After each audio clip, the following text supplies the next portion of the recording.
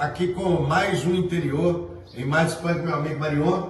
Marion, nós estamos aqui hoje, a pedido da nossa diretoria, do nosso presidente, trazendo para você o nosso abraço, logicamente, lá do presidente de toda a diretoria, e com esse programa Mais Interior. Gostaria de ouvir de você, o que você acha desse programa, como isso foi recebido aqui pelo sindicato, o nosso AGSPR. Gostaria de ouvir de você o que você está achando dessa iniciativa.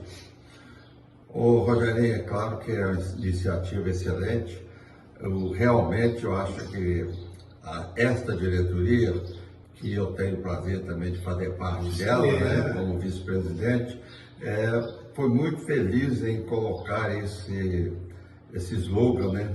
Menos Belo Horizonte E mais interior. Mais interior. É isso que a gente precisa desse apoio, dessa visita. Às vezes a gente não precisa de nada assim de especial, de nada assim, não, mas só a presença mostra que a FAENG está junto, que o sistema FAENG Senado está junto, e isso é muito importante para todos nós, sentirmos que tem alguém pronto para nos apoiar. Então, eu agradeço muito a sua visita, do Laerte, e nós estamos aqui de portas abertas para a FAENG, para o Senado, e esperamos que juntos a gente continue nesse trabalho perfeito. É isso aí, nós...